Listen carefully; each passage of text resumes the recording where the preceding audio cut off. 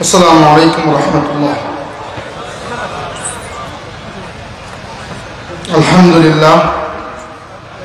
الحمد لله معز الإسلام بنصره ومذل الشرك بقهره ومصرف الأمور بأمره ومديم النعم بشكره ومستدرج الكافرين بمكره الذي قدر الأيام دولا بعدله وجعل العاقبة للمتقين بفضله وأفاد على عباده من ظله وأظهر دينه على الدين كله القاهر فوق عباده فلا يمانع والظاهر على خليفته فلا ينازع والآمر بما يشاء فلا يراجع والحاكم بما يريد فلا يدافع أحمده على أظفاره وإظهاره وإعزازه لأوليائه ونصرته لأنصاره وأشهد أن لا إله إلا الله وحده لا شريك له الأحد الصمد الذي لم يلد ولم يولد ولم يكن له كفوا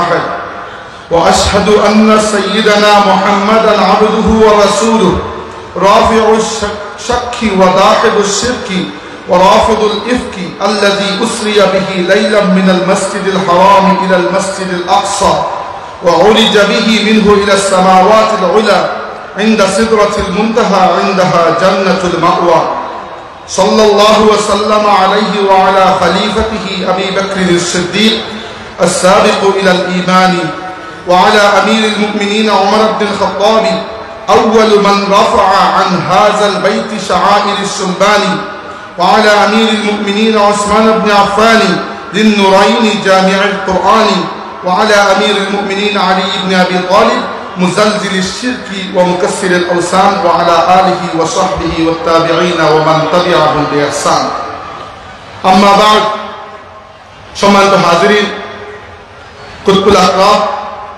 হযরত শাহ ইউসুফ মোহাম্মদ ইয়াকুব বদরপুরি শাহ আবু ইউসুফ মোহাম্মদ ইয়াকুব বদরপুরি রাহমাতুল্লাহি আলাইহির আজিমুশ শান ইসালে সওয়াব মাহফিলে আপনাদের সবাইকে মোবারকবাদ জানাই।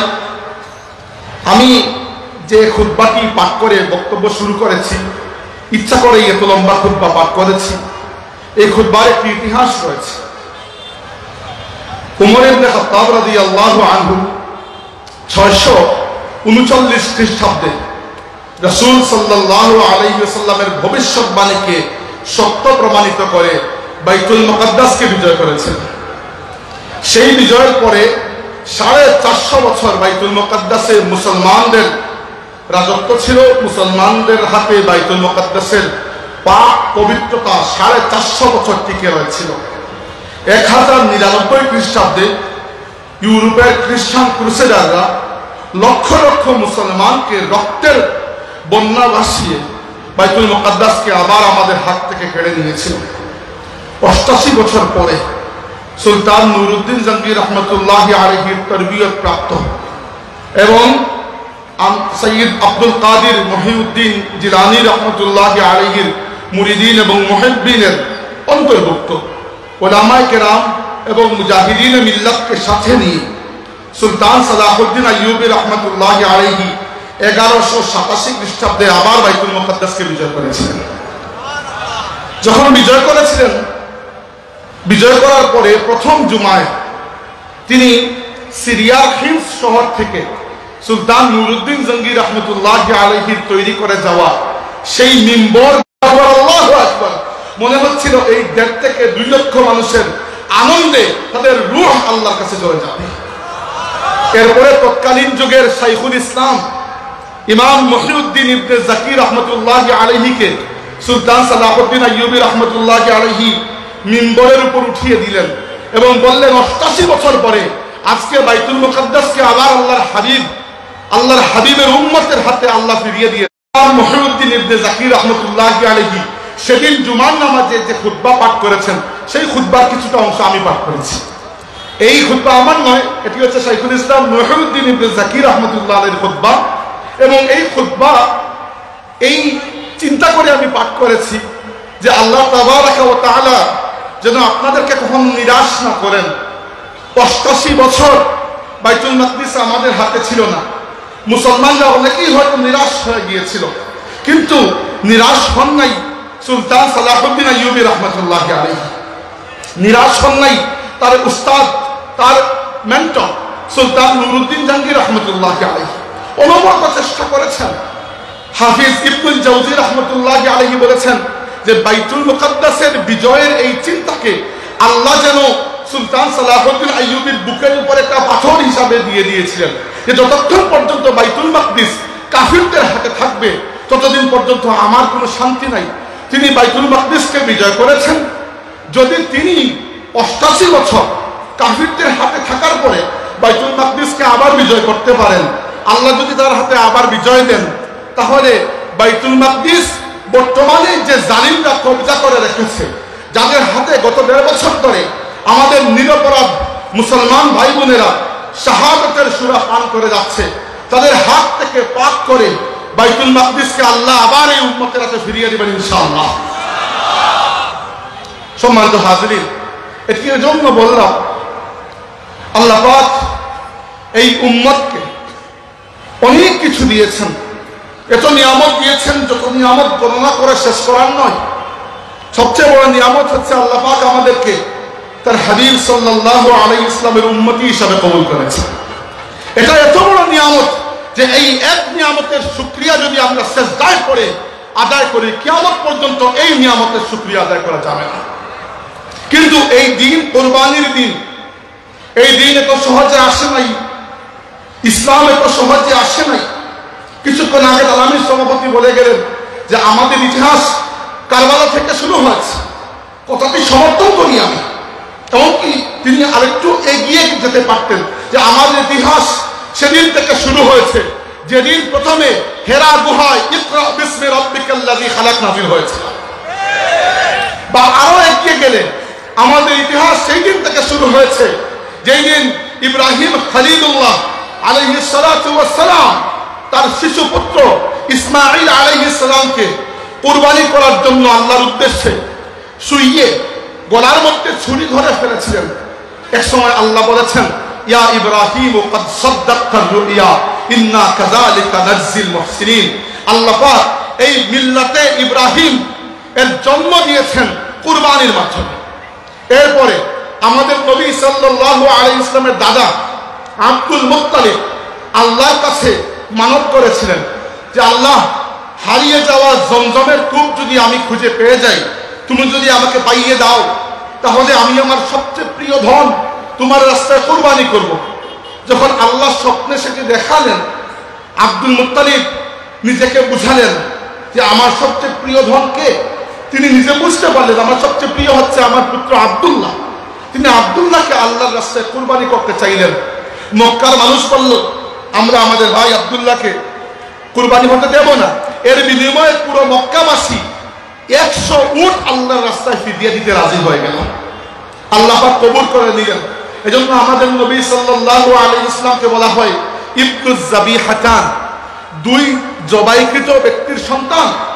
সম্মানিত হাজিরিন, কিন্তু রাসূল সাল্লাল্লাহু আলাইহি ওয়াসাল্লাম তার 2 পিতার শাহাদাত আল্লাহ রাব্বুল আলামিন উঠিয়ে নিয়েছিলেন, কিন্তু তার সন্তান সম নাতি হুসাইন ইবনে আলীকে শাহাদাতের হাত থেকে আল্লাহ রাব্বুল আলামিন সরিয়ে নেন নাই। হুসাইন রাদিয়াল্লাহু আনহুর শাহাদাত এই উম্মতকে আবার জিন্দা করে দিয়েছিল। আজকে আমরা আলোচনা করব ভারতীয় উপমহাদেশ নিয়ে। আজকে আমাদের আলোচনার বিষয় হচ্ছে ভারতীয় উপমহাদেশে ইসলাম, ভারতীয় উপমহাদেশে আমাদের কি অবস্থান, আজকের যুগে ইসলাম মুসলিম উম্মতের জন্য আমাদের কি করণীয় ইত্যাদি নিয়ে। প্রথমে এই ভারতীয় উপমহাদেশে ইসলাম এসেছিল অনেক আগে, সাহাবায়ে কেরামের ঠিক পরেই উমাইয়া শাসন আমলে মুহাম্মদ ইবনে কাসিমের নেতৃত্বে উপমহাদেশে 710 খ্রিস্টাব্দে বিজয় অভিযান হয়েছিল। কিন্তু ওটা খুবই ক্ষণস্থায়ী একটা অভিযান ছিল। বর্তমান পাকিস্তানের মুলতান বা ওই ধরনের কিছু এলাকা বিজয় হয়েছিল, পরে আবার সেই এলাকা হিন্দুরা দখল করে নিয়েছে বলা যায়।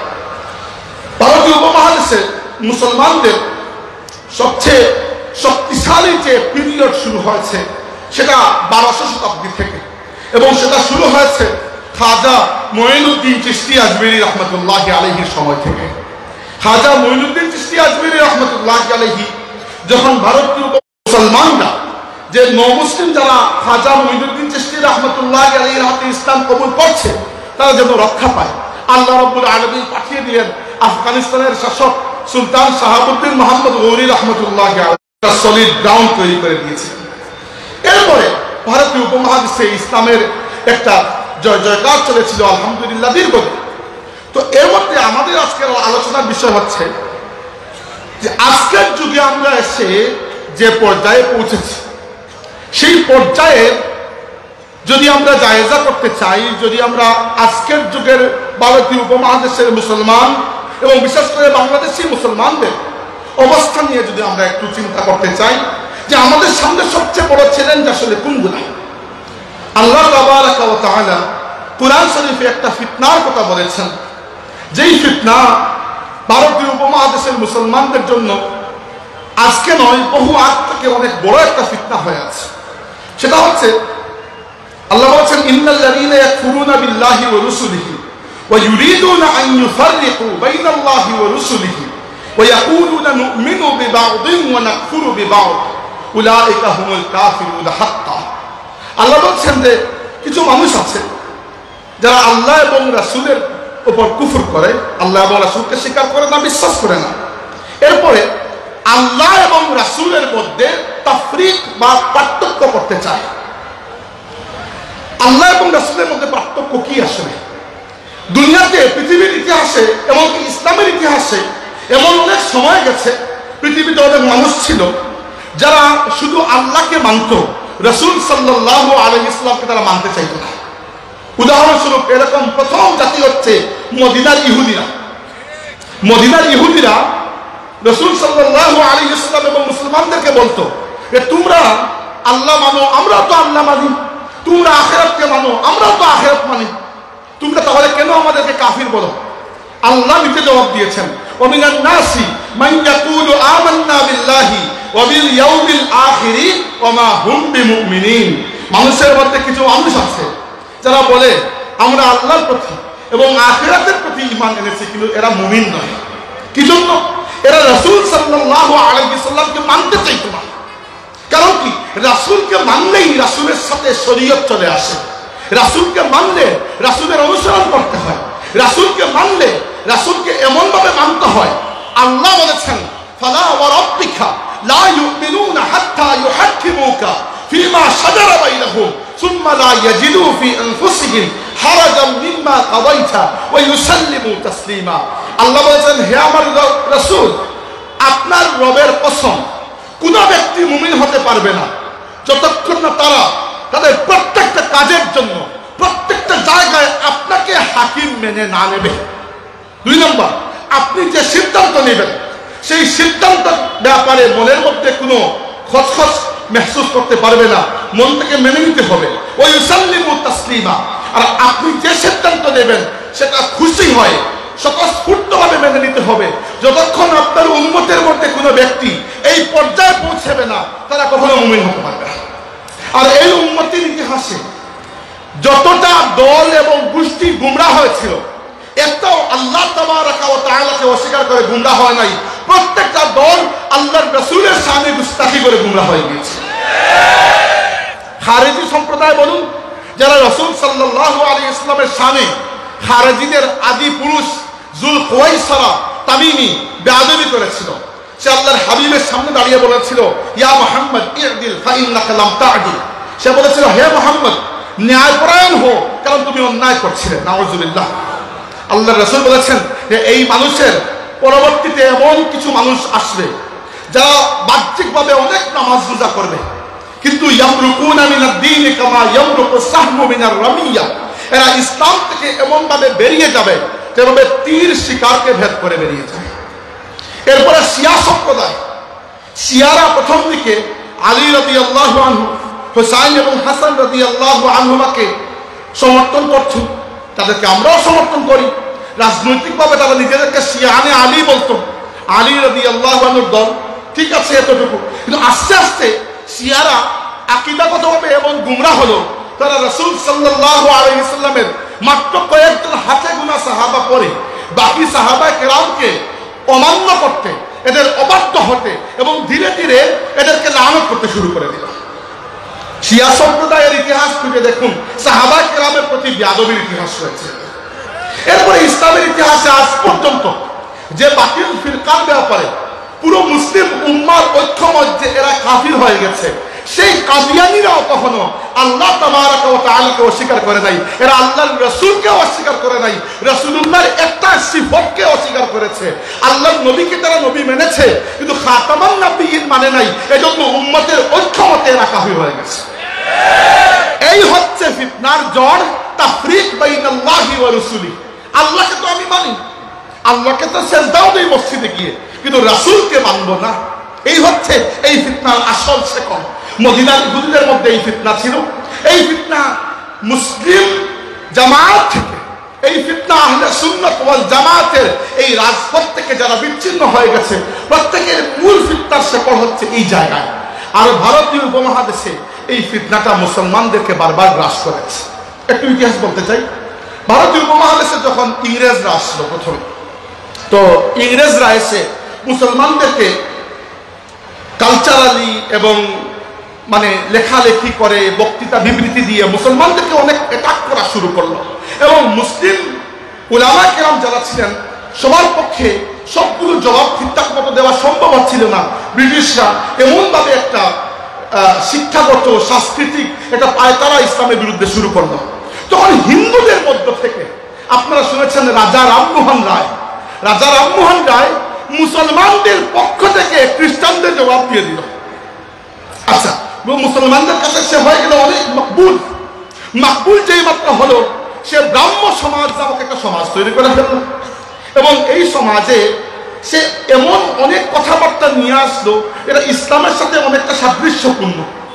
এই হচ্ছে মুসলমানদের উপর প্রথমভাবে এমন একটা ছুরি মারার কৌশল, যে ছুরিটা মিশ্রি দিয়ে তৈরি করা, মিঠা ছুরি। এর কিছুদিন পরে বা এরই আশেপাশে সময়ে ভারতীয় উপমহাদেশে আর্য সমাজ নামে একটা সমাজ তৈরি হলো। এই সমাজ তৈরি করলো দয়ানন্দ সরস্বতী, এক ব্যক্তি। সে প্রথম ব্যক্তি যে এই ধারণা দিল যে ভারতীয় উপমহাদেশ শুধু হিন্দুদের, এখান থেকে মুসলমানদেরকে বিতাড়িত করতে হবে। এরপরে আরেক ব্যক্তি আসলো, তার নাম হচ্ছে আপনারা সবাই চিনেন বঙ্কিমচন্দ্র চট্টোপাধ্যায়। ওই ব্যক্তি এসে প্রথমে হিন্দুত্ববাদের ধারণা দিল, যেটা বর্তমানে ভারতীয় উপমহাদেশের মধ্যে, বিশেষ করে ভারতবর্ষে বা ইন্ডিয়ায় বিজেপির এবং আরএসএস এর মূল রাজনৈতিক আদর্শ হিন্দুত্ববাদ। এটার মুর্শিদে আজম হচ্ছে বঙ্কিমচন্দ্র চট্টোপাধ্যায়। এরপরে আরএসএস তৈরি হলো, রাষ্ট্রীয় স্বয়ংসেবক সংঘ।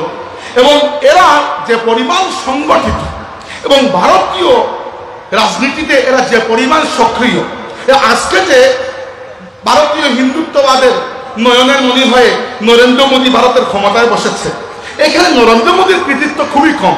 এখানে মূল ফিল্ড তৈরি করে দিয়েছে আরএসএস, রাষ্ট্রীয় সমাজসেবক সংঘ।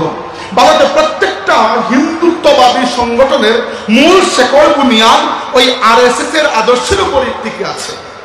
এবার এই যে রাজা রামমোহন রায়, এই যে আর্য সমাজ, এই যে ব্রাহ্ম সমাজ, এই যে দয়ানন্দ সরস্বতী, এরা মুসলমানদের বিরুদ্ধে ভারতীয়দেরকে আস্তে আস্তে একাট্টা করতে শুরু করলো। যে হিন্দুরা দীর্ঘ শতাব্দী মুসলমানদের অধীনে কখনো ছিলেন, কখনো মুসলমানদের সাথে একটা শান্তিপূর্ণ সহাবস্থানে ছিলেন, এই হিন্দুত্ববাদের ধারণা এদেরকে মুসলমানদের বিরুদ্ধে নিয়ে গেল। আর এই যে অবস্থা শুরু হলো মুসলমানদের বিরুদ্ধে, এটা শুধু হিন্দুদের মধ্যে শুরু হয় নাই, এরও আগে ভারতে একজন মুসলিম শাসকের পক্ষ থেকে এটা শুরু হয়েছিল। তার নাম ছিল মুঘল সম্রাট আকবর। মুঘল সম্রাট আকবরকে তৎকালীন যুগের দুই আলিম বুঝিয়েছিল এটা, যে রাসূল সাল্লাল্লাহু আলাইহি ওয়াসাল্লাম দুনিয়া থেকে বিদায় নেওয়ার 1000 বছর হয়ে গেছে, অতএব আল্লাহর রাসূলের শরীয়তের দিন শেষ হয়ে গেছে। তারা বলেছিল রাসূল সাল্লাল্লাহু আলাইহি ওয়াসাল্লামের নবুয়ত নাউজুবিল্লাহ শেষ হয়ে গেছে। এখন পরবর্তী শতাব্দী এসেছে, আল্লাহর রাসূলের পরে এক সহস্রাব্দ, আলফে আউয়াল।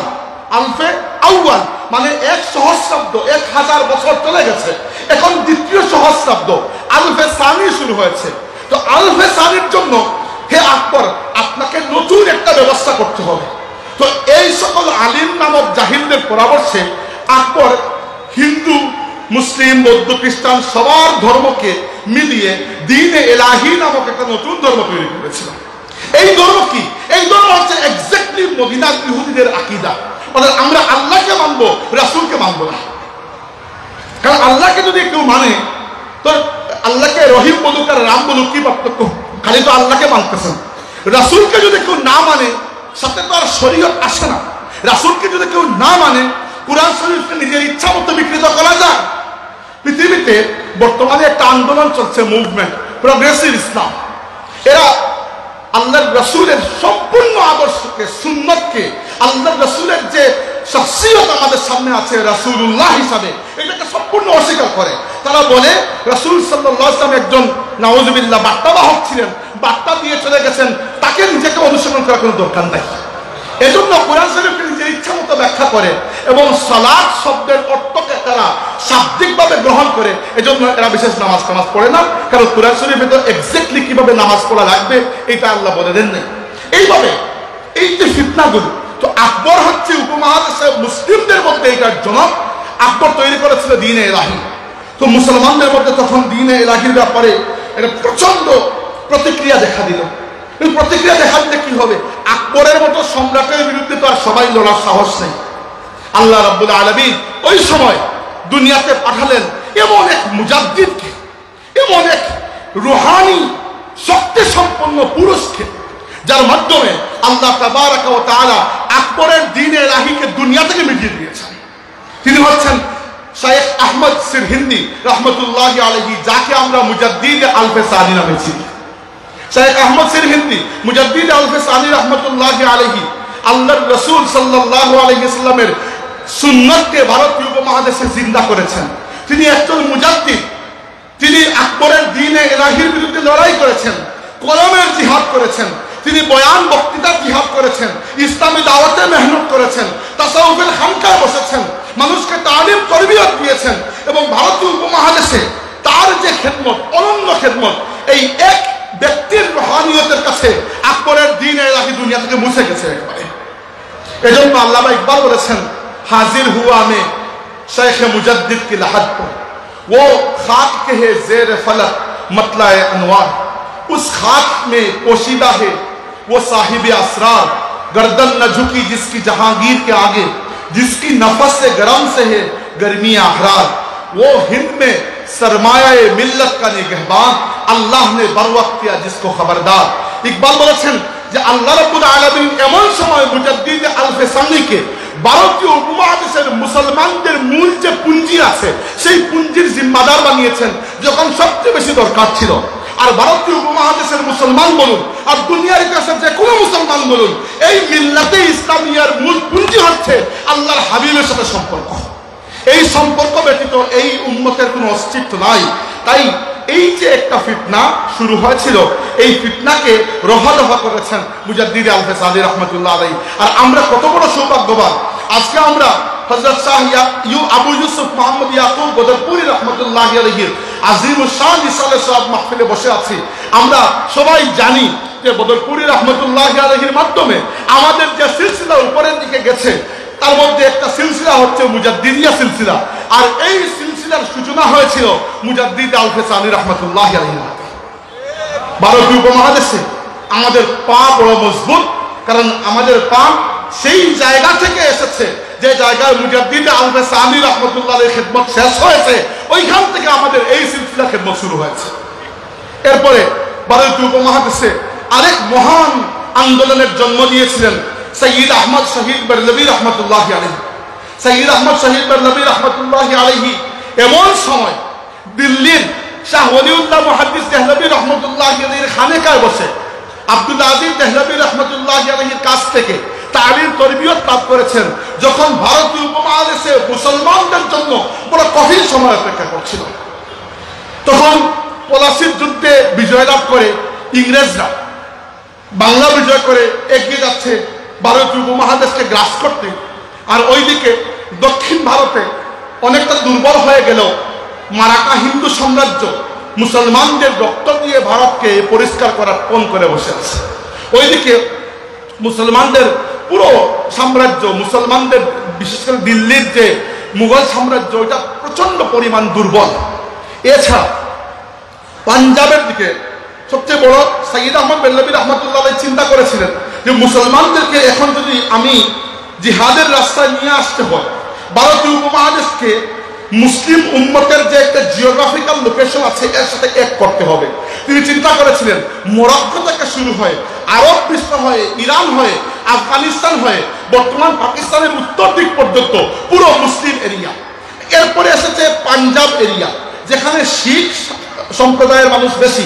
তাই তিনি এই জায়গাকে তার শেকড় বানাতে চেয়েছেন যে এই জায়গা থেকে যদি আমি বিজয় করে নেই, এখানে আমি আমার দুর্গ বানিয়ে এখান থেকে আমি ইংরেজদের প্রতিরোধ করব, ইংরেজদেরকে মোকাবেলা করব।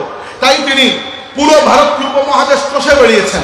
এবং আশ্চর্যের বিষয়, আমি আগে জানতাম না, সাইয়্যিদ আহমদ বেরলভী রহমতুল্লাহি আলাইহি 1821 সালে হজে যাওয়ার আগে 1820 সালে কলকাতায় এসেছেন এবং 10,000 বাঙালি উলামা সাইয়্যিদ আহমদ বেরলভীর হাতে বায়াত দিয়েছেন। মানে আজকে যদি এসে কেউ বলেন আমরা সাইয়্যিদ আহমদ বেরলভী রহমতুল্লাহি আলাইহিকে মানি না, কিংবা কেউ যদি সাইয়্যিদ আহমদ বেরলভী রহমতুল্লাহি আলাইহিকে অন্য কোনো ট্যাগ দিয়ে সরাতে চান, এই বাংলার জমিনে আসাম বলেন, ওড়িশা বলেন, পশ্চিমবঙ্গ বলেন, বর্তমান বাংলাদেশ বলেন, এই বৃহত্তর এরিয়ায় কোনো একটা ইসলামী আন্দোলন পাওয়া যাবে না যার মধ্যে সাইয়্যিদ আহমদ বেরলভী রহমতুল্লাহ আসর ছিল না। প্রত্যেকেই সাইয়্যিদ আহমদ বেরলভী রহমতুল্লাহ এর কাছে ইহসান মন হতে হবে।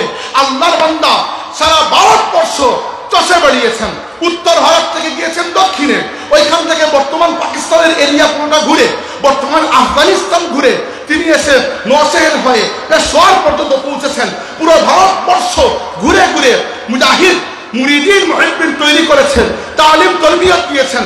তার হাতে গড়ে উঠেছেন কালামত আলী জৌনপুরি, তার হাতে গড়ে উঠেছেন নূর মোহাম্মদ নিজামপুরি, তার হাতে গড়ে উঠেছেন সৈয়দ মীর নিসার আলী তিতুমী, তিনি বাসের কেল্লা গড়ে তুলেছিলেন ইংরেজদের বিরুদ্ধে। 1831 সালে 6 মে সাইয়্যিদ আহমদ বেরলভী রহমতুল্লাহি আলাইহি বর্তমান পাকিস্তানের বালাকোট এরিয়ায় শিখ রাজা শের সিংহের পুত্র রঞ্জিত সিংহের বিরুদ্ধে জিহাদরত অবস্থায় শাহাদত বরণ করেছেন। ওই শাহাদত আমাদেরকে স্মরণ করিয়ে দেয় কারবালায় ইমাম হাসান রাদিয়াল্লাহু আনহু শাহাদতের কথা। ইমাম হোসেন যেভাবে শাহাদত বরণ করেছেন, নানার দিনকে বুলন্দিত হতে দেন নাই, সাইয়্যিদ আহমদ বেরলভী সেভাবে শাহাদত বরণ করেছেন। না তিনি আহলে সুন্নাত ওয়াল জামাতকে বুলন্দিত হতে দিয়েছেন, না ভারতীয় উপমহাদেশে মুসলমানদের আকীদা বিশ্বাস, মুসলমানদের অস্তিত্বকে কোনো খাতরার মুখে পড়তে দিয়েছেন। সাইয়্যিদ আহমদ বেরলভী রহমতুল্লাহি আলাইহি শাহাদত এই উপমহাদেশে মুসলমানদেরকে কিয়ামত পর্যন্ত জন্য জিন্দা করে দিয়েছে।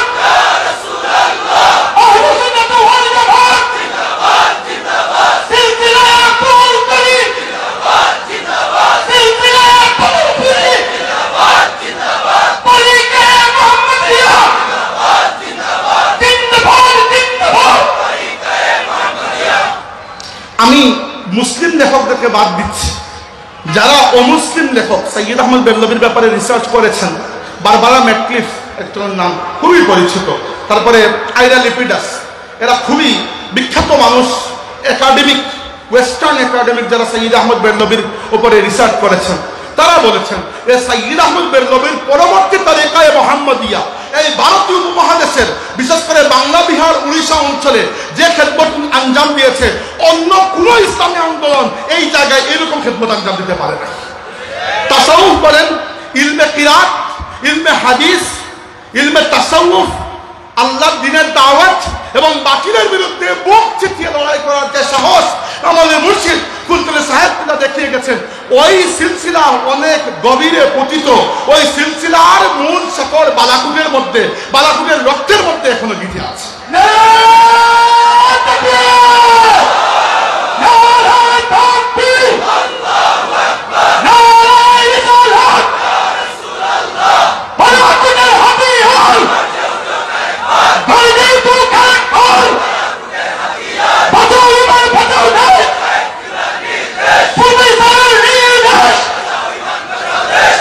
ইতিহাস বলা শেষ করলাম, এখন আসি বর্তমানে, বক্তব্য অর্ধেক শেষ। এখন বর্তমানে ওই যে ফিতনার কথা আমি বলছিলাম, তাফরিক বাইনাল্লাহি ওয়া রাসূলিহি, আল্লাহ এবং আল্লাহর রাসূলদের মধ্যে পার্থক্য করা, যে আল্লাহকে আমি মানি, আল্লাহকে আমি অস্বীকার করছি না, কিন্তু রাসূলকে মানলে যেহেতু রাসূলকে অনুসরণ করতে হবে। রাসূলকে মানলে শুধু এটা মানতে পারবেন না যে তার নাম ছিল মোহাম্মদ, বাবার নাম আব্দুল্লাহ, দাদার নাম আব্দুল মুত্তালিব, এই ইনফরমেশন থাকাই যথেষ্ট নয়। আপনি রাসূলকে আল্লাহর রাসূল মানতে হবে, অনুসরণ করতে হবে। অতএব এই ফিতনা নাম পরিবর্তন করে আমাদের বাংলাদেশি মুসলিম সমাজের মধ্যে এখনো বহাল তবিয়তে অক্ষত আছে, আমরা জানি না। এই ফিতনার নাম হচ্ছে ধর্ম নিরপেক্ষতা, এই ফিতনার নাম সেকুলারিজম। এখন এটা নিয়ে একটু কথা বলতে চাই, খুবই জরুরি। আমাদের মধ্যে এই ব্যাপারে সচেতনতা একটু কম থাকতে পারে, কিন্তু মনে রাখবেন পৃথিবীতে আল্লাহ রাব্বুল আলামিনের বিরুদ্ধে অনেকবার অনেক রকমের বিদ্রোহ হয়েছে। কখনো লাত, মানাত, উজ্জা, হুবলকে সাজিয়ে ওদেরকে আল্লাহর সমকক্ষ বানিয়ে দেওয়া হয়েছে, নাউযুবিল্লাহ। কখনো আবার কুফর করা হয়েছে, আল্লাহ রাব্বুল আলামিনের পুরো অস্তিত্বকে অস্বীকার করা হয়েছে। এইভাবে আল্লাহর সাথে কুফরি দুনিয়াতে করা হয়েছে, ইতিহাস খুঁজতে পাবেন। আবার বর্তমান যুগে আল্লাহর বিরুদ্ধে সবচেয়ে বড় বিদ্রোহের নাম হচ্ছে এই সেকুলারিজম। কিভাবে? কারণ এই সেকুলারিজমের মূল মন্ত্রই হচ্ছে ওই আকবরের দ্বীনে ইলাহির মন্ত্র। তারা বলে যে ধর্ম হচ্ছে ব্যক্তিগত বিষয়, আর মানুষের যে সামাজিক জীবন, যেখানে মানুষ সমাজে একে অন্যের সাথে মিশে, কুশল বিনিময় করে, লেনদেন করে, ব্যবসা বাণিজ্য করে, যেখানে রাষ্ট্র গঠন হয়, যেখানে অর্থ ব্যবস্থা থাকে, যেখানে আইন প্রণয়ন হয়, যেখানে বিচার হয়, যেখানে শিক্ষা ব্যবস্থা থাকে, যেখানে নিরাপত্তা থাকে, সেখানে নাকি ধর্মের কোনো স্থান নাই। এটা হচ্ছে এই যুগের সবচেয়ে বড় কুফরি। এটা মদিনার ইহুদিদের মধ্যেও ছিল যে আল্লাহকে মানি, কিন্তু হে মোহাম্মদ তোমাকে আমরা মানবো না। এটা আকবরের মধ্যেও ছিল যে আল্লাহকে আমরা মানি, রাসূলুল্লাহকে মানবো না।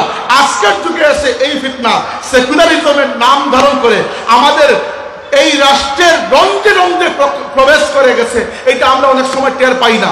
তাই আমাদেরকে এই ব্যাপারে খুব সতর্ক হতে হবে, সেকুলারিজম সম্পর্কে জানতে হবে। আমাদের বাংলাদেশের ইতিহাস নিয়ে যদি আমরা একটু ঘাটাঘাটি করি, দেখবেন বাংলাদেশের পুরো ইতিহাসকে দুইটা চোখ দিয়ে দেখা হয়। একটা আপনি আর আমি দেখি, একটা হচ্ছে ওই সেকুলার পাড়ার বাম পাড়ার নাস্তিকরা দেখে। তারা এভাবে দেখে যে পাকিস্তান তৈরি হয়েছিল ইসলামের নামে, যেহেতু পাকিস্তান একটা ইসলামী রাষ্ট্র ছিল, তাই সেকুলার আদর্শের উপর রাষ্ট্র তৈরি করার জন্য বাংলাদেশকে স্বাধীন করা হয়েছে। অথচ এর থেকে মিথ্যা আর কোনো কিছু হতেই পারে না। আপনি ইতিহাস খুঁজে দেখেন এই উপমহাদেশে, এবং তারা এটাও বলে যে উপমহাদেশের বিশেষ করে বাংলাদেশি, এর আগে বাঙালি মুসলমানদের মধ্যে নাকি সেকুলারিজমের ধর্ম নিরপেক্ষতার চেতনা এমনভাবে ডেভেলপ হয়েছিল যে এজন্য নাকি আমরা বাংলাদেশকে পাকিস্তান থেকে আলাদা করে নিয়ে এসেছি। আসল ইতিহাসটা হচ্ছে এইভাবে যে পাকিস্তান গঠন হওয়ার আগে, অনেক বছর বছর আগেও উপমহাদেশের বিশেষ করে বাঙালি মুসলমানদের মধ্যে এইরকম একটা শক্তিশালী ইসলামী চেতনা ছিল। এই উপমহাদেশে তরিকায়ে মুহাম্মদিয়ার আন্দোলন হয়েছে, এই উপমহাদেশে তিতুমিরের বাঁশের কেল্লা গঠিত হয়েছে। এই বাঙালি ছিলেন এরা, বাঙালি মুসলমানদের মধ্যে এদেরকে পাওয়া যায়। এরপরে আপনি পাবেন হাজী শরীয়তুল্লাহর ফরাইজি আন্দোলন।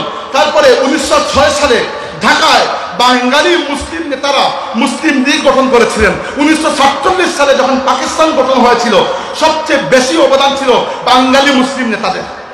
এরপরে যখন দেখা গেল যে পাকিস্তান সেই রকম কোনো ইসলামী রাষ্ট্র হতে পারছে না, যে ইসলামী রাষ্ট্রের স্বপ্ন আমাদের নেতারা দেখেছিলেন, যে ইসলামী রাষ্ট্র আল্লাহর রাসূল এবং সাহাবায়ে কেরামের আদর্শে পরিচালিত হওয়ার কথা ছিল, পাকিস্তান সেই রকম রাষ্ট্র হতে পারে নাই, একটা বৈষম্যমূলক জুলুমবাজ রাষ্ট্র হয়ে গেছে। তখন বাংলাদেশের মানুষেরা পাকিস্তানের বিরুদ্ধে যুদ্ধ করে বাংলাদেশকে আলাদা করেছেন। তাই বাংলাদেশকে পাকিস্তান থেকে আমরা এজন্য আলাদা হই নাই যে পাকিস্তান একটা ইসলামী রাষ্ট্র ছিল, এজন্য হয়েছে আলাদা যে ইসলামী রাষ্ট্রের স্বপ্ন বাঙালি মুসলমানরা দেখেছিল, পাকিস্তান সেই রকম রাষ্ট্র হতে পারে না। এরপরে আশ্চর্যজনক ভাবে যে আদর্শগুলো বাঙালি মুসলমানদের মধ্যে এমনকি বাঙালি হিন্দুদের মধ্যেও সম্ভবত কোনোদিনও ছিল না, সেই রকম আদর্শের উপর 1972 সালে আমাদের সংবিধান তৈরি করা হয়ে গেল। বাংলাদেশের সংবিধানের প্রণয়ন কমিটির বর্তমান তৎকালীন প্রধান ডক্টর কামাল হোসেন এখনো হায়াতে আছেন বাকি, তার পুরো সাক্ষাৎকার আমি পড়েছি। তিনি এমন এমন আদর্শের উপর এই জাতির, এই রাষ্ট্রের ভিত্তিকে স্থাপন করেছেন যে আদর্শগুলো কোনোদিনও আমাদের আদর্শ নয়। তিনি বলেছেন যে বাংলাদেশ রাষ্ট্র পরিচালনা করা, এমনকি এর আগে বাংলাদেশের মুক্তিযুদ্ধের মূল আদর্শ নাকি ছিল ধর্ম নিরপেক্ষতা। নাউজুবিল্লাহ। বাংলাদেশে হাজারো মুক্তিযোদ্ধা এখনো জীবিত আছেন। একজনকে জিজ্ঞেস করে দেখেন তো যে আপনি কি ইসলামী রাষ্ট্র পাকিস্তানকে এজন্য ভেঙেছিলেন যে আপনি ধর্মনিরপেক্ষ রাষ্ট্র তৈরি করবেন, নাকি আপনি এজন্য ভেঙেছিলেন, এজন্য যুদ্ধে গিয়েছিলেন যে পাকিস্তান জুলুম করেছে? প্রত্যেক মুক্তিযোদ্ধা এজন্য বলবে যে আমরা এজন্য যুদ্ধ করেছি যে পাকিস্তান জুলুম করেছিল। ইসলামের বিরুদ্ধে কোনো যুদ্ধ কখনোই ছিল না, ওই যুদ্ধ ছিল জুলুমের বিরুদ্ধে। আচ্ছা, কিন্তু যখন সংবিধান লেখা হয়েছে, বলা হয়েছে যে ধর্মনিরপেক্ষতা, সেকুলারিজমের আদর্শের উপর মুক্তিযুদ্ধ হয়েছিল, সমাজতন্ত্র কমিউনিজমের আদর্শের উপর নাকি মুক্তিযুদ্ধ হয়েছিল, এবং বাংলাদেশের রাষ্ট্র পরিচালনার মূলনীতির মধ্যে এই আদর্শগুলোকে ঢুকিয়ে দেওয়া হয়েছিল। এবং এই যে সেকুলারিজম বা ধর্মনিরপেক্ষতা, এই যে সোশ্যালিজম বা কমিউনিজম, এই যে সমাজতন্ত্র, যেগুলো সারা দুনিয়াতে ফেল করেছে, এইগুলো এত বছর যাবত বাংলাদেশকে খাওয়ানো হয়েছে। ইসলামকে একটু পরিমাণ স্থান কেউ দেয় নাই। এই বাংলাদেশে আল্লাহর দিন, আল্লাহর রাসূলের সুন্নাত অনুযায়ী কখনো কিছু হয় নাই। তাই 15 বছর সেকুলারিজম ধর্মনিরপেক্ষতা করে কি করেছেন? পুরো বাংলাদেশকে একটা চুরের রাষ্ট্র বানিয়ে দিয়েছেন। এই যে কিছুদিন আগেও বাংলাদেশে একটা সফল গণঅভ্যুত্থান হয়ে গেল, কি জন্য হয়েছে? মানুষের মনের মধ্যে ক্ষোভ ছিল, এই জুলুমের বিরুদ্ধে মানুষের মনের মধ্যে ক্ষোভ ছিল, এজন্যই তো মানুষ রাস্তায় নেমেছে, এত স্বতঃস্ফূর্ত একটা অভ্যুত্থান হয়েছে। এরও আগে বাংলাদেশে আরো হয়েছে এগুলা। কি জন্য? কারণ মুসলমানদের জন্য ইসলাম ছাড়া সেকুলারিজম, কমিউনিজম, ক্যাপিটালিজম, কোন ইজমের কোন আদর্শকে আল্লাহ পছন্দ করেন নাই। আল্লাহ একমাত্র ইসলামকে আমাদের জন্য পছন্দ করেছেন। তাই মুসলমানরা যেখানে আছে, ইসলাম ছাড়া অন্য কোন আদর্শ যদি আমরা কবুল করতে চাই, আল্লাহ রাব্বুল আলামিন নিজেই আমাদেরকে বেইজ্জত করে দেবেন। এটা মনে রাখতে হবে আমাদেরকে। উমর ইবনে খাত্তাব রাদিয়াল্লাহু আনহু 639 খ্রিস্টাব্দে বাইতুল মাকদিস বিজয় করতে গিয়েছেন। তো উমর ইবনে খাত্তাব কে সেটা তো আমরা জানি। উমর ইবনে খাত্তাব রাদিয়াল্লাহু আনহু গিয়েছেন মদিনা শরীফ থেকে 750 কিলোমিটারের জার্নি। তিনি কিছুটা পথ উটের উপর বসেন, আর খাদিম উটের লাগাম ধরে চলে, আর কিছু পথ খাদিম উটের উপরে বসে, তিনি উটের লাগাম ধরে চলেন। বাইতুল মাকদিসের সামনে যখন হাজির হয়েছেন, একটু জায়গায় কাদা পানি ছিল, তিনি পায়ের মোজা খুলে কাদের উপর রেখে দিয়েছেন। তখন ওই মুসলিম সেনাবাহিনীর প্রধান ছিলেন আবু উবাইদা ইবনুল জাররাহ রাদিয়াল্লাহু আনহু। তিনি এসে বলেছেন, আমিরুল মুমিনিন, আপনি এটা কি হাল করে রেখেছেন? একে তো আপনি উটের নিচে লাগাম ধরে বসে দাঁড়িয়ে আছেন, আর আপনার খাদিম উটের উপরে, আর নিজের মোজা খুলে আপনি কাঁধের উপর রেখে দিয়েছেন। একটা রোমান সাম্রাজ্যের এলাকা, এরা যদি দেখে আপনাকে এই অবস্থায়, বড় বেইজ্জত হয়ে যাবে আমাদের। উমর ইবনে খাত্তাব রাদিয়াল্লাহু আনহু লম্বা শ্বাস নিলেন, বললেন ওয়াহ। এরপরে বললেন, লাউ ক্বালা যা গায়রুকা আবা উবাইদাতা লাজাআলতুহু নাকালান লিউম্মতি মুহাম্মাদিন সাল্লাল্লাহু আলাইহি ওয়াসাল্লাম। যদি তুমি আবু উবাইদা ইবনে জাররাহ ব্যতীত এই কথা অন্য কেউ বলতো, আমি এমন শাস্তি দিতাম যে পুরো উম্মতের জন্য দৃষ্টান্ত হয়ে থাকতো। ইন্না কুন্না আযাল্লা কওমিন ফাআযাল্লাহু বিল ইসলাম। আমরা সেই জাতি ছিলাম যাদের কোনো ইজ্জত ছিল না, আল্লাহ ইসলামের মাধ্যমে আমাদেরকে ইজ্জত দিয়েছেন। ওয়া মাহমা নাতলুবুল ইজ্জাতা বিগাইরি মা আ'আযাল্লাহু বিহি আযাল্লাল্লাহ। অতএব যে ব্যক্তি ইসলাম ছাড়া অন্য কোন আদর্শের মধ্যে শান্তি খুঁজতে চায়, মর্যাদা খুঁজতে চায়, আল্লাহ দিতে তাকে বেইজ্জত করে দেবেন। আজকে বাংলাদেশ এইরকম একটা অবস্থায় এসে পৌঁছেছে যে দেশে আইন শৃঙ্খলা কোনো বালাই নাই। মানুষ অনবরত একে অন্যের সম্পদ গ্রাস করছে, কেউ কারো জীবন হরণ করছে। বাংলাদেশে এক জালিম দিয়েছে, এখন অবস্থা এরকম, মানুষ আশঙ্কা করছে ভবিষ্যতে যদি আরেক জালিম চলে আসছে। কি জন্য হয়েছে? কারণ আমরা শুধুমাত্র কুরসি চেঞ্জ করি, সিস্টেমকে কখনো চেঞ্জ করা হয় নাই। যে রাষ্ট্রে আল্লাহর দিন, আল্লাহর রাসূলের সুন্নাত ছাড়া অন্য কোনো আদর্শ থাকবে, এই রাষ্ট্রে কখনো শান্তি আসবে না। আল্লাহ রাব্বুল আলামিন আমাদেরকে ইসলামের মাধ্যমে ইজ্জত দিয়েছেন, ইসলাম ছাড়া অন্য কোনো আদর্শের মধ্যে আমাদের ইজ্জত নাই। আর এইটা আমাদেরকে বুঝিয়ে গেছেন সৈয়দ আহমদ বেরলভী, এইটা আমাদেরকে বুঝিয়ে গেছেন আল্লামা ফুলতলি সাহেব কিবলা রাহমাতুল্লাহ।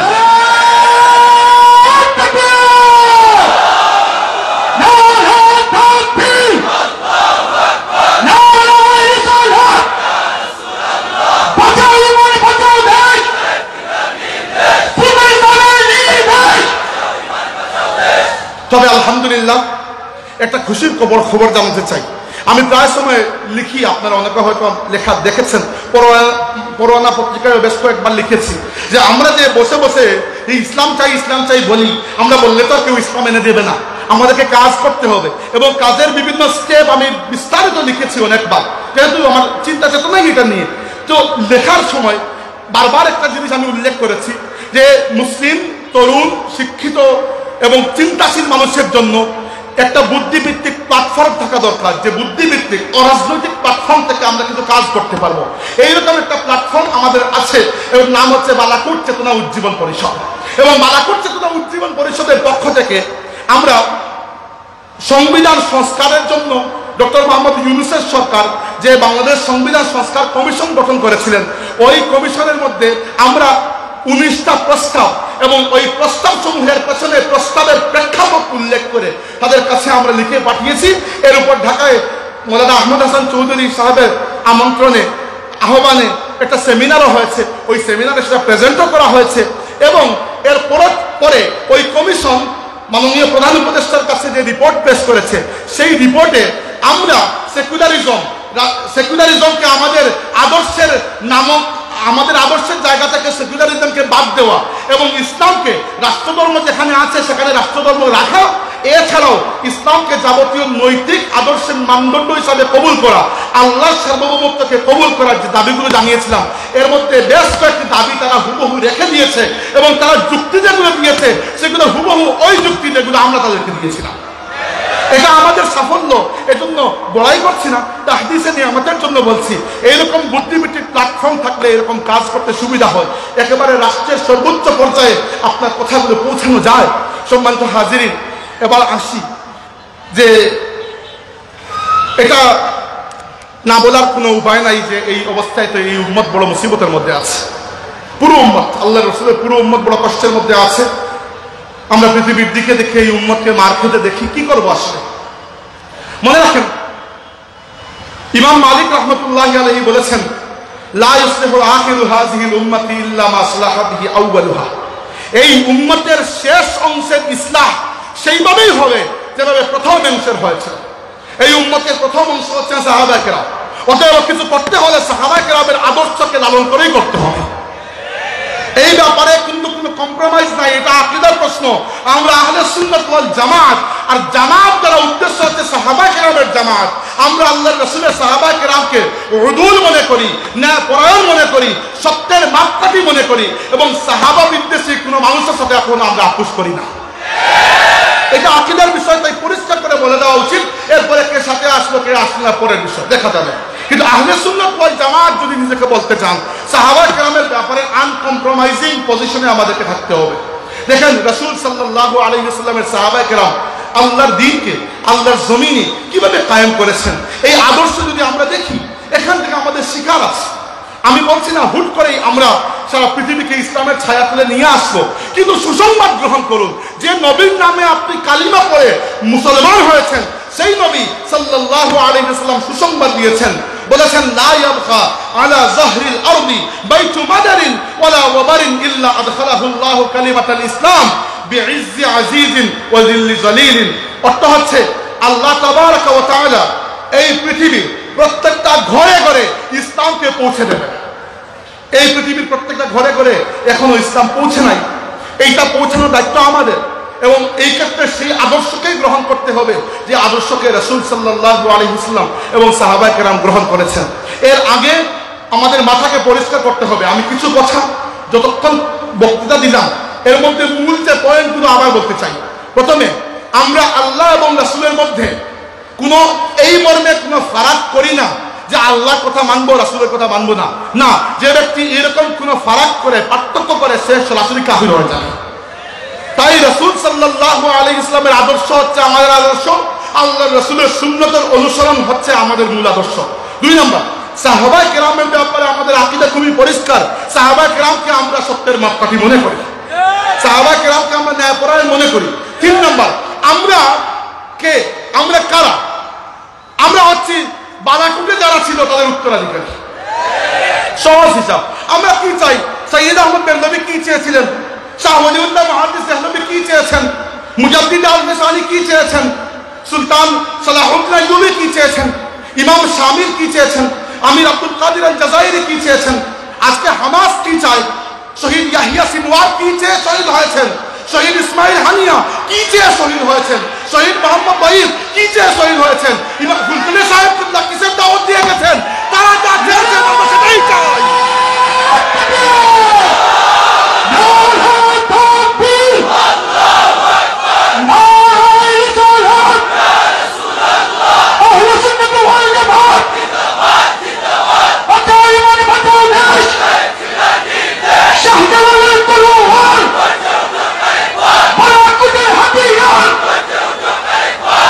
সম্মানিত হাজিরিন, বালাকুটের কথা আজকে বারবার মনে হচ্ছে, কারণ প্রাণের সাথে আত্মার সাথে বালাকুট জড়িয়ে আছে। বালাকুট ছাড়া উপমহাদেশে ইসলামী আন্দোলন নাই। বালাকুটের বাইরে ইসলামী আন্দোলন খুঁজেই পাবেন না। ইসলামের আন্দোলন যা কিছু আছে সবই বালাকুটের নামেই চলছে। আল্লাহ পাক কবুল করেছেন আমাদেরকে এই সিলসিলায়, আলহামদুলিল্লাহ। সম্মানিত হাজিরিন, সাহাবা কেরামের জীবনের দিকে যদি আমরা দেখি, আমরা দেখতে পারবো আল্লাহর দ্বীনের খেদমতে তারা তিন ধাপের পদক্ষেপ গ্রহণ করেছেন। একটার নাম হচ্ছে দাওয়াত, মানুষকে আল্লাহর দ্বীনের দাওয়াত দেওয়া।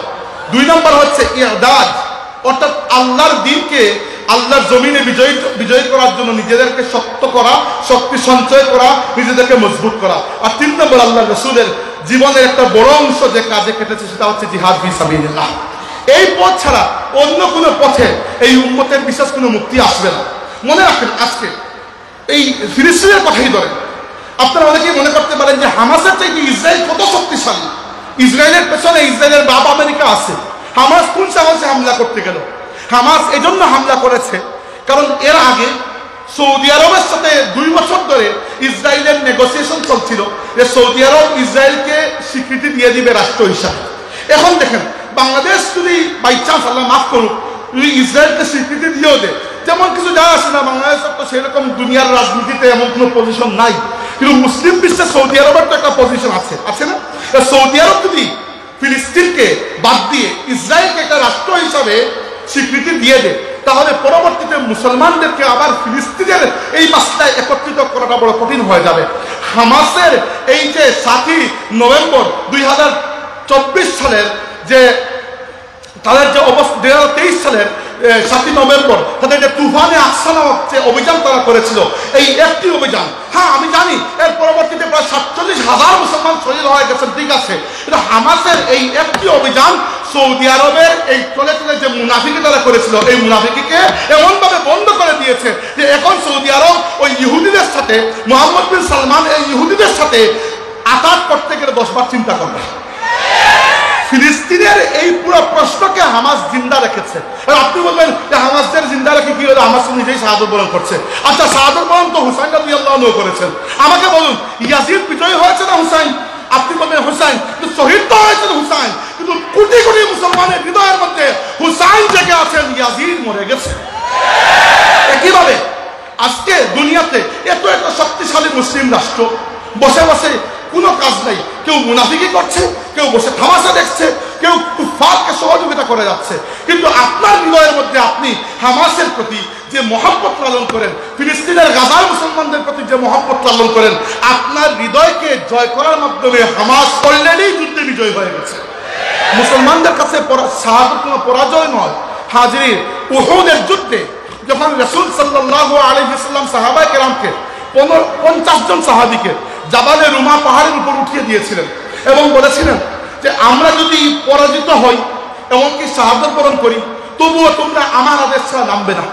তো যখন মুসলমানরা প্রথম ধাক্কায় বিজয়ী হয়ে গেলেন, তখন ওই 50 জনের মধ্যে 40 জন সাহাবী নেমে আসলেন। নেমে আসার পরে ওই সুযোগকে কাজে লাগিয়ে তৎকালীন মক্কার কাফিরদের দলভুক্ত ছিলেন খালিদ ইবনে ওয়ালিদ রাদিয়াল্লাহু আনহু, তিনি পেছন দিক থেকে হামলা করে মুসলমানদের বড় ক্ষতি করেছেন। 70 জন সাহাবা শহীদ হয়েছেন, এর মধ্যে হামজা রাদিয়াল্লাহু আনহু ছিলেন। তখন রাসূল সাল্লাল্লাহু আলাইহি ওয়াসাল্লামকে আক্রমণ করার জন্য কাফিরদের একটা আলাদা ছোট প্লাটুন উহুদের পাহাড়ের দিকে এগিয়ে যাচ্ছে, আর মাত্র 9 জন সাহাবা আল্লাহ রাসূলের সাথে, রাসূল সাল্লাল্লাহু আলাইহি ওয়াসাল্লাম ওই 9 জন সাহাবাকে নিয়ে উহুদ পাহাড়ের উপরে উঠে গেলেন। সামনে মাত্র 2 জন মুহাজির সাহাবী, মক্কার 2 জন সাহাবী, আবু উবাইদা তালহা ইবনে উবাইদিল্লাহ এবং সাদ ইবনে আবি ওয়াক্কাস রাদিয়াল্লাহু আনহুমা, আর এর আগে 7 জন মদিনার আনসারী সাহাবী। আপনি মুসলিম শরীফ খুলে দেখবেন, লেখা আছে ওই সময় আল্লাহর রাসূলের সাথে 9 জন সাহাবী ছিলেন, দুইজনের নাম আমরা জানি, ওই দুইজন হচ্ছেন তালহা ইবনে উবাইদুল্লাহ এবং সাআদ ইবনে আবি ওয়াক্কাস। কিন্তু সামনে যে 7 জন মাদানী আনসারী সাহাবী ছিলেন, এদের নাম আমরা জানি না। এদের বীরত্ব গাথা এখনো আমাদেরকে অনুপ্রেরণা দেয়। এক একজন সাহাবী আল্লাহর রাসূলকে রক্ষা করার জন্য সামনে ঢাল হয়ে দাঁড়িয়েছেন, কুফার তীর মেরেছে, এক একজনের বুকে যতটুকু জায়গা বাকি আছে ততটুকু তীর নিজের বুকে নিয়েছেন, কিন্তু আল্লাহর রাসূলের পা মুবারকের মধ্যে এটা কাটাও বিদ্ধ হতে দেন নাই। এক এক করে 7 জন সাহাবা শহীদ হয়েছেন। এরপরে এসে তারা আল্লাহর হাবিবকে আক্রমণ করেছে। ইসলামের ইতিহাসে ওই 7 জনের নাম হয়তো আমরা অনেকেই জানি না, কিন্তু সাহাবায়ে কেরামের এই টান জিহাদের ময়দানে এই লিল্লাহিয়ত তাদেরকে কিয়ামতের ময়দানে আল্লাহর সামনে সম্মানী করে রেখেছেন ইনশাআল্লাহ। এই হচ্ছে আমাদের আদর্শ। মুসলমানদের জন্য শাহাদাত কখনো পরাজয় নয়। সম্মানিত হাজিরিন, আমাদেরকে কি করা উচিত? আমাদেরকে প্রথমত বোঝা উচিত বাংলাদেশের পরিস্থিতি যতই চেঞ্জ হোক না কেন, বাংলাদেশের রাজনীতিতে যাই হয়ে যাক না কেন, সাময়িকভাবে হয়তো আমাদের মনের মধ্যে একটু ধাক্কা লাগতে পারে যে এটা পরিবর্তন হয়ে গেছে, এই হয়ে গেছে, ওই হয়ে গেছে। মনে রাখবেন, শেষ পর্যন্ত আমরা একটা দ্বীনী দাওয়াতি কাফেলা। আমরা মূলত আমাদের কাজ কি? ফুলতলি সাহেব আমাদেরকে কি জন্য রেখে গিয়েছেন? মূল কাজটা হচ্ছে আল্লাহর দ্বীনের খেদমত করা। এইটা মূল কাজ। মূল কাজ থেকে যেন বিচ্ছিন্ন না হই। দেশটা ফার্স্ট। আমরা প্রায় সময় দেখা যায় দেশের রাজনৈতিক পরিস্থিতি পরিবর্তন হলে, হয়তো ভবিষ্যতে আবারও হবে, দেখা যায় এইগুলো আমাদেরকে এত এফেক্ট করেছে, আমরা আমাদের নিজেদের কাজ কাম বাদ দিয়ে বসে থাকি। আমি মনে করি না আমাদেরকে কাজ কাম বাদ দিয়ে বসা উচিত। আমরা শাহজালাল রহমতুল্লাহি আলাইহির ওই তরবারির জিম্মাদার, যে তরবারি দিয়ে শাহজালাল রহমতুল্লাহি আলাইহি গৌড় গোবিন্দের হাত থেকে তরফ তথা ওই রাজ্যকে রক্ষা করেছিলেন, যে রাজ্যের নাম আজকে সিলেট হিসাবে আমরা গর্ব করি। আমরা যদি সামান্য পরিস্থিতি পরিবর্তন হয় আর এ যায় ও আসে, যাক, এরা হচ্ছে দুনিয়ার, এদের সব মাফাদ হচ্ছে দুনিয়া, কিন্তু আমরা মূলত ইসলামী দাওয়াতি কাফেলা। এই যে সিলসিলা, এটা ইসলামী দাওয়াতের জন্য রাখা হয়েছে। আমরা যেখানে থাকবো বাঁচবো এজন্য যেন আমাদের মাধ্যমে আল্লাহর দ্বীন বেঁচে থাকে, মরবো এজন্য যেন আমাদের মৃত্যুতে আল্লাহর দ্বীনের ফায়দা হয়। 2 নম্বর, আমরা নিজেদেরকে দুর্বল মনে করবে না। তবে আমি সভাপতি বলেছেন এবং তার কথা আমি একমত যে নিজেদেরকে আমরা দুর্বল মনে করবো না। আমরা আসলে দুর্বল নই। দেখেন, দুর্বল মনে করবো না এটা তো ঠিক আছে। আমার কথা হচ্ছে আরেকটু এগিয়ে যাই। আমরা শক্তি সঞ্চয় করি। আমরা বুঝতে পারছি না আজকের যুগের শক্তির উৎস কোন জায়গায়। দেখেন, একটা ভালো একাডেমিক প্ল্যাটফর্ম আমাদের ছিল বালাকুট চেতনা উজ্জীবন পরিষদ। এই জন্য দেশের এই গুলাতি পরিস্থিতির মধ্যেও আমরা রাষ্ট্রের সর্বোচ্চ জায়গায় একটা ভালো খেদমত আঞ্জাম দিতে পেরেছি আলহামদুলিল্লাহ। এইরকম যদি আমাদের প্ল্যাটফর্মগুলো গড়ে ওঠে, এইগুলা কাজে লাগবে। এটা হচ্ছে ইয়াদাদ, শক্তি সঞ্চয় করা। দ্বিতীয়ত হচ্ছে আমাদের প্রত্যেকের কাছে সোশ্যাল মিডিয়া আছে। এই মিডিয়া আমাদের একটা তাকত। এখান থেকে আমরা নেগেটিভ বিল্ড আপ করতে পারি ইসলামের পক্ষে, আল্লাহর দ্বীনের পক্ষে, সুন্নিয়তের পক্ষে। তৃতীয়ত হচ্ছে ফুলতুলি সাহেব রহমতুল্লাহি আলাইহি শত শত মসজিদ, মাদ্রাসা, খানেকা তৈরি করে গিয়েছেন। এই মসজিদ, মাদ্রাসার এবং খানেকাগুলা, এগুলো আল্লাহর দ্বীনের একটা দুর্গ হিসাবে কাজ করে। এগুলো থেকে মানুষ তৈরি হয়। এই মানুষগুলো যেখানে যায় সেখানে ইসলামের নূর ছড়িয়ে দেয়। এটা আমাদের শক্তি। তাই এই ভূমি এত সহজে পরিবর্তন হবে না। এই ভূমির রন্ধ্রে রন্ধ্রে সেকুলারিজম, কমিউনিজম, ক্যাপিটালিজম, এই ইজম, ওই ইজম, বিভিন্ন বিবাদকে ঢুকিয়ে দেওয়া হয়েছে। কিন্তু আমরা মনে রাখতে হবে যে আমরা আল্লাহর হাবিবের অনুসরণে যদি কাজ করি, এক সময় ইনশাআল্লাহ এই বাংলাদেশের অবস্থা পরিবর্তন হবে। ফুলতলি সাহেব রহমতুল্লাহি আলাইহি যখন সূচনা করেছেন, তখন তো পরিস্থিতি এতটুকু ভালো ছিল না। আমরা এর থেকে পরিস্থিতি এখন ভালো পাচ্ছি। আপনাদের মনে আছে গত বছর 2-1 আগে সম্ভবত ফুলতলিতে ইসলামের সাহেব মাহফিলে বড় সাহেবুল্লাহ বলেছিলেন যে যারা মানুষের বাচ্চাকে বানরের বাচ্চা বানাতে চায়, অচিরেই তাদের লেজ খসে পড়বে এবং তারা পার্শ্ববর্তী জঙ্গলে আশ্রয় নেবে। বলেছিলেন না? আপনি একবার চিন্তা করে দেখুন, এই পরিস্থিতি যে এত দ্রুত পরিবর্তন হবে। যারা আমাদের সন্তানদেরকে বানরের সন্তান বানাতে চেয়েছিল, যারা আমাদের শিক্ষা ব্যবস্থার মধ্যে ডারউইনের মতবাদকে ইন্ট্রোডিউস করতে চেয়েছিল, যারা আমাদের শিক্ষা ব্যবস্থাকে নষ্ট করে সেখানে সমকামিতা এবং ট্রান্সজেন্ডারিজমের ফিতনাকে প্রবেশ করাতে চেয়েছিল, আজকে বাংলাদেশে তারা একটা ঘৃণিত নামে পরিণত হয়েছে। কি জন্য? কারণ হচ্ছে আল্লাহর দ্বীনের সাথে দুশ্মনীকে কেউ টিকে থাকতে পারে না। এটা আমাদের বুঝতে হবে। এই বাংলাদেশে আমরা আন্ডার কনফিডেন্ট হলে চলবে না। আমরা সেই জাতি যাদেরকে আল্লাহ ইসলামের মাধ্যমে ইজ্জত দিয়েছেন। আমরা দুনিয়াতে টিকে আছি ইসলামের জন্য। আমি বারবার এক গান গেয়ে যাচ্ছি, কিন্তু আপনার বিরক্ত হতে পারে, কিন্তু আমার আপনাদের কাছে এই মেসেজটা আজকে যে আমরা মূলত কোনো রাজনৈতিক, অর্থনৈতিক, সামাজিক সংগঠন নই, আমরা একটা দিনই কাফেলা। বাংলাদেশের রাজনৈতিক পরিস্থিতি যেভাবেই হোক না কেন, বাংলাদেশ থাকুক না থাকুক, ইসলাম তো থাকবে, আর ইসলাম থাকলে আমরাও আছি। এইটাই হচ্ছে আমাদের মূল মন্ত্র। নিজেকে দুর্বল ভাবার কোনো কারণ নেই। দিনের দাওয়াত দিয়ে যান, মাদ্রাসার খেদমত করে যান, এইগুলো আমাদেরকে শক্তি যোগায়। আর তরুণদের প্রতি বিশেষ করে আমার অনুরোধ হচ্ছে, এই আধুনিকতার নামে যে ফিতনাগুলো আমাদের দেশে কিছুদিন পরে পরে ইন্ট্রোডিউস করার একটা পায়তারা হয়, এগুলোকে বোঝার চেষ্টা করুন, এগুলোকে বোঝার চেষ্টা করুন। নয়তো এই ফিতনাগুলা আমাদের পূর্ববর্তী যারা আছেন, দাড়ি পাকা মুরব্বীরা, সেই ফিতনার যুগ পান নাই যেটা আমরা পাবো। তারা হয়তো সম্রাট আকবরের গল্প শুনেছেন। আমরা আজকে বাংলাদেশের এমন এমন এমন এমন পরিস্থিতি দেখছি যেখানে আকবরের ফিতনা চাইতে বড় ফিতনা বাংলাদেশের কিছুদিন আগ পর্যন্ত আমরা দেখেছি। আল্লাহ জানে ভবিষ্যতে আর কারা আসবে, আল্লাহ জানে এই দেশের পরিস্থিতি কি হবে, কিন্তু আমাদেরকে বুক চিতিয়ে টিকে থাকতেই হবে। কিন্তু এটাও স্বীকার করছি, আমি বক্তব্য শেষ প্রান্তে চলে আসছি, এটাও স্বীকার করছি যে এই উম্মতের অবস্থা আসলে বড় সঙ্গীন। আর এই সঙ্গীন অবস্থায় আমরা আল্লাহর কাছে দোয়া করি, আল্লাহ তাবারক ওয়া তাআলা যেন এই উম্মতকে আবার সেই শৌর্যবীর্য দান করেন। আল্লাহ তাবারক ওয়া তাআলা যেন এই উম্মতকে আবার সাহাবায়ে কেরামের পদ্ধতিতে ফিরিয়ে দেন। বারবার আজকে শুধু আল্লাহর রাসূলের সাহাবায়ে কেরামের কথা মনে হচ্ছে আমার, যে আল্লাহর রাসূলের সাল্লাল্লাহু আলাইহি ওয়াসাল্লামের সাহাবায়ে কেরাম আল্লাহর দ্বীনের জন্য যেতে আগে এবং কুরবানি দিয়ে গেছেন। এর অর্ধেকের যদি আমরা দিয়ে যেতে পারি, আমাদের জীবন সার্থক হয়ে যাবে। উহুদের যুদ্ধের পরে, রাসূল সাল্লাল্লাহু আলাইহি ওয়াসাল্লামের পরে, উহুদের যুদ্ধের পরে আল্লাহ রাসূলের উপরে যে কষ্টটা এসেছিল, এই কষ্টের কোনো উদাহরণ আমরা খুঁজে পাই না দুনিয়ার ইতিহাসে। আল্লাহ রাসূল সাল্লাল্লাহু আলাইহি ওয়াসাল্লামের কাছ থেকে সাহাবায়ে কেরামকে দাওয়াত দিয়ে নিয়ে কাফিররা আর রাজিয়া নামক কূপের কাছে প্রায় 7 থেকে 8 জন সাহাবীকে বিশ্বাসঘাতকতা করে শহীদ করেছিল, এবং বীর মাউনা কূপের কাছে প্রায় 70 জনের মতো সাহাবাকে শহীদ করেছিল। ওই অবস্থায়ও আল্লাহ রাসূল ভেঙে পড়েন নাই, ইসলামের দাওয়াত ভেঙে পড়েন না। আজকে কি জন্য ইসলামের দাওয়াত ভেঙে পড়বে? সম্মানিত হাজির, মনে রাখবেন, এই উম্মতের অবস্থা যতই খারাপ হোক, যতই নাজুক হোক না কেন, এই উম্মতের অবস্থা ফিরবে। বাংলাদেশেও এই উম্মতের অবস্থা ফিরবে, এবং দুনিয়ার বুকেও এই উম্মত। আল্লাহ রাসূল বলেছেন, ইন্নাল্লাহা জাওয়ালিয়াল আরদ ফারাআইতু মাশারিকাহা ওয়া মাগারিবাহা ওয়া ইন্না উম্মতি সায়াবলুগু মুলকুহা মা যুইয়ালি মিনহা। আল্লাহর হাবিব বলেছেন, আল্লাহ আমাকে দুনিয়ার পূর্ব থেকে পশ্চিম পর্যন্ত দেখিয়েছেন, এবং মনে রাখো আমার উম্মতের বাদশাহী এক সময় দুনিয়ার পূর্ব থেকে পশ্চিম পর্যন্ত পৌঁছে যাবে। একদিন ফিলিস্তিন বিজয় হবে, আমরা গিয়ে বাইতুল মাকদিসে আল্লাহকে সিজদা করতে পারবো ইনশাআল্লাহ। একদিন বাংলাদেশের মাটিতে আল্লাহর দ্বীন কায়েম হবে ইনশাআল্লাহ। একদিন বাংলাদেশের মাটিতে আল্লাহর কালিমার পতাকা উঠবে ইনশাআল্লাহ। এর জন্য কাজ করতে হবে সেই পদ্ধতিতে, যে পদ্ধতিতে সাহাবায়ে কেরাম কাজ করেছেন। কোনো ব্যক্তির বানানো তন্ত্রমন্ত্র দিয়ে কাজ করলে লাভ হবে না। আর দুনিয়াতে মুসলমানদের এই অবস্থায়, এই করুণ অবস্থায় আমার বারবার আজকে মনে পড়ছে আল্লামা ইকবালের সেই কথাগুলো।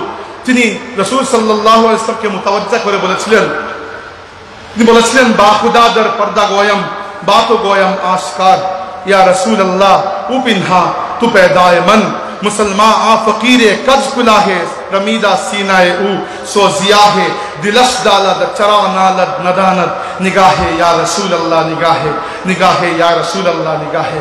ইকবাল বলেছেন, ইয়া রাসূলুল্লাহ, আল্লাহর সাথে তো গায়েবের পর্দার মধ্যে কথা বলি, আপনার সাথে সামনাসামনি কথা বলছি। ইয়া রাসূলুল্লাহ, আপনার উম্মতের অবস্থা বড় খারাপ আজকে। আমরাও ইকবালের ভাষায় বলি, ইয়া রাসূলুল্লাহ, ফিলিস্তিনের মুসলমানদের অবস্থা বড় খারাপ। ইয়া রাসূলুল্লাহ, ভারতীয় উপমহাদেশের মুসলমানরা তাদের বুকের হাড় ভেঙে গেছে, একবারে দুর্বল হয়ে পড়ে আছে। কাশ্মীরের মুসলমানরা মজলুম হয়ে আছে।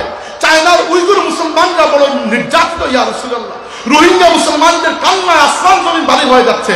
নিগাহে ইয়া রাসূলুল্লাহ, নিগাহে ইয়া রাসূলুল্লাহ, এই উম্মতের দিকে দয়ার নজর দিন। এই উম্মত দুনিয়াতে আপনার আদর্শকে লালন করে, আপনার আদর্শকে প্রচার এবং প্রতিষ্ঠার দায়িত্ব নিয়ে এসেছে। আজকে আপনি বদরের ময়দানে যেরকম বলেছিলেন, আল্লাহুম্মা ইন তুহলিক হাযিহিল আসাবাতিল ইয়াউম লান তু'বাদ ফিল আরদি আবাদা। আল্লাহ, এই যে 313 জন মানুষকে নিয়ে এসেছি, এরা আমার এতদিনের মেহনতের ফসল। আজকে যদি এরা ধ্বংস হয়ে যায়, দুনিয়াতে তোমাকে ডাকার মতো কেউ বাকি থাকবে না। আমরাও আজকে আল্লাহ রাসূলকে খবর দিচ্ছি এটা, ইয়া রাসূলুল্লাহ, এই দুনিয়াতে মুসলমানদের অবস্থা বড় সংকটাপন্ন। যদি আপনার নজরে করম আমাদের উপর না থাকে, এই দুনিয়াতে আপনার উম্মতের জন্য টিকে থাকা বড় মুশকিল হয়ে যাচ্ছে। আমরা আল্লাহর কাছে দোয়া চাই, আল্লাহ তাবারক ওয়া তাআলা যেন এই উম্মতের সেই শৌর্যবীর্যের দিনকে আবার ফিরিয়ে দেন। এবং বক্তব্য শেষ করার আগে সেই কথাও বলতে চাই যে আমাদের ভবিষ্যৎ কর্মপদ্ধতি নির্ধারিত হবে আল্লাহ রসুলের সাহাবায়ে কেরামের আদর্শে। আল্লাহ রসুলের সাহাবীদেরকে যারা কটূক্তি করে, রাসূলুল্লাহ সাল্লাল্লাহু আলাইহি ওয়াসাল্লাম সাহাবায়ে কেরামকে ছেড়ে যারা ইসলামকে কল্পনা করতে চায়, এদের সাথে আমাদের কোনো আপোষ হবে না। রাসূল সাল্লাল্লাহু আলাইহি ওয়াসাল্লামের জানবাজ সাহাবীদের অপরিসীম ত্যাগ এবং প্রতিজ্ঞার ফলে এই দুনিয়াতে আমরা ইসলাম পেয়েছি। আল্লাহ রসুলের সাহাবীরা ক্ষুধার জন্য কষ্ট করেছেন বলেই আমরা ইসলাম নিয়ে বড়াই করতে পারি। আল্লাহ রসুলের সাহাবায়ে কেরাম মরুভূমির উত্তপ্ত গরমে নিজের হাড্ডি গলিয়েছেন বলে, তারা ঘোড়ায় চড়ে উত্তাল সাগর পাড়ি দিয়েছেন বলে, তারা নিজেদের তাজা রক্ত দিয়ে কাফিরদের তরবারিকে রঙিন করেছেন বলে আজকে আমরা মুসলমান হতে পেরেছি। এজন্য আমরা এই মাহফিল থেকে খুব স্পষ্ট করে নিজের পরিচয় দিচ্ছি আমরা কারা। আমরা হচ্ছে আল্লাহর রসুলের সাহাবায়ে কেরামের দলের মানুষ, আমরা হচ্ছে আহলে সুন্নাত ওয়াল জামাতের মানুষ, আমরা হচ্ছে শহীদানে বালাকোটের মানুষ, এদের উত্তরাধিকারী। ফুলতলি কাফেলা, এই কাফেলার শেকড় অনেক মজবুত। শাহজালাল রহমতুল্লাহ আলাইহির তরবারির উত্তরসূরি আমরা, সৈয়দ আহমদ বেল্লাবী রহমতুল্লাহ আলাইহির বালাকোট সংগ্রামের উত্তরাধিকার আমরা হোসাইন রাদিয়াল্লাহু আনহু শাহাদাতকে বুকের মধ্যে অনুপ্রেরণা হিসেবে জায়গা দিয়েছি। আমরা সাহাবায়ে কেরামের পথ, মত, আদর্শ, আকীদাকে গ্রহণ করি এবং আমাদের ভবিষ্যৎ কর্মপদ্ধতি যদি দেখতে চান আল্লাহর রাসূলের সাহাবায়ে কেরামের আদর্শের মধ্যে আমাদের আদর্শকে আপনারা খুঁজে পাবেন ইনশাআল্লাহ। আল্লাহ পাক আমাদেরকে এই পথের উপর থাকার তৌফিক দিন এবং যখন মৃত্যু আসলে আমাদেরকে যেন এই মজবুত ঈমানের উপর আল্লাহ দুনিয়া থেকে বিদায় দেন। আমরা বলি আমিন। আকুলু কাওলি হাযা ওয়া আস্তাগফিরুল্লাহ লি ওয়া লাকুম ওয়া লিসাইরিল মুসলিমিন ফাস্তাগফিরুহু ইন্নাহু তাআলা হুয়াল গফুরুর রাহিম। আল্লাহুম্মা আমিন। আলহামদুলিল্লাহি রাব্বিল আলামিন ওয়াসসালাতু ওয়াসসালামু আলা সাইয়্যিদিল আমবিয়াই ওয়াল মুরসালিন ওয়া আলা আলিহি ওয়া আসহাবিহি আজমাইন। اللهم إنا نسألك بأننا نشهد أنك أنت الله لا إله إلا أنت الأحد الصمد الذي لم يلد ولم يولد ولم يكن له كفوا أحد। আল্লাহ হযরত বদরপুরি রাহমাতুল্লাহি আলাইহির আজিমুস শান এই সালে সওয়াব মাহফিলে আমরা হাজির হইছি। এই মাহফিলটাকে আমরা কেউর হাতে খালি ফিরিয়ে দিও না আল্লাহ। আমরা জানি এই উম্মত বড় দুর্বল, তবুও কেন জানি তোমার হাবিবের উম্মতের গান গাইতে আমরা ভালো লাগে মওলা। আমরা জানি আমরা বড় দুর্বল অবস্থায়, বড় অসহায়, আমরা পাঁজরের হাড্ডি ভাঙ্গা, আমরা কোমরের হাড় মজবুত নাই, আমরা বুকে তেজ নাই, সাহস নাই, বল নাই, ঈমান নাই, কিচ্ছু নাই, কিন্তু আমরা তোমার হাবিবের উম্মত হিসাবে সক্করি পরিচয় দেই। এই পরিচয়ের ওসিলায় রে মাহবুব আমরা দুনিয়া আখিরাতে উজালা করো, আমরা এই উম্মতের লাগি কবুল করো, এই দিনের লাগি কবুল করো, আমরার মাধ্যমে এই জমিন ও তোমার দ্বীনকে তুমি কায়েম করিয়া দাও রব্বে করিম। আমরা রে সাহাবায়ে কেরামের আদর্শ আকীদার উপরে রাখিও, আমরা রে কোনো বদ আকীদার মানুষের সঙ্গী বানাইও না রব্বে করিম। তোমার কাছে ভিক্ষা চাই ফিলিস্তিনের গাজার মুসলমানের দিকে দয়ার নজর ফরমাও, লেবাননের মুসলমানের দিকে দয়ার নজর ফরমাও, কাশ্মীরের মুসলমানের দিকে দয়ার নজর ফরমাও, উইগুর মুসলমানের দিকে দয়ার নজর ফরমাও, রোহিঙ্গা মুসলমানের দিকে দয়ার নজর ফরমাও। আল্লাহ দুনিয়ার যে জায়গা তোমার হাবিবের মজলুম উম্মতকে তোমার ডাকিরা মওলা, তোমার হাবিবের ওসিলা তোমার হাবিবের মজলুম উম্মতের দিকে দয়ার নজর ফরমাও। আমরা তোমার দিনের ওয়াস্তে কবুল করো, আমরা তোমার দিনের ওয়াস্তে কবুল করো মওলা। আল্লাহ এই মাহফিলটাকে আমরা কেউর হাতে খালি ফিরাইয়া দিও না আল্লাহ। খাস করে আমরা বিমারি হলে শিফা দান করো মওলা, আমরা বিমারি হলে শিফা দান করো, অভাবী হলে অভাবকে দূর করে দাও মওলা। আল্লাহ যে মানুষ নেক আশা লইয়া এই মাহফিলে শরীক হইছেন, সাহায্য সহযোগিতা করছেন, প্রত্যেকের আশারে তুমি পূর্ণ করে দাও। বহুত মানুষ মুশকিলের মাঝে পড়ে দোয়া চান, আল্লাহ মুশকিলাতকে আসান করে দাও। যতদিন দুনিয়াতে রাখো আল্লাহ তোমার গোলামি করার তৌফিক দিও, তোমার দিনের লাগি লড়াই করার তৌফিক দিও, তোমার দিনের গান গাইবার তৌফিক দিও, তোমার হাবিবের গান গাইবার তৌফিক দিও, ইসলামের বাণী প্রচার করার তৌফিক দিও।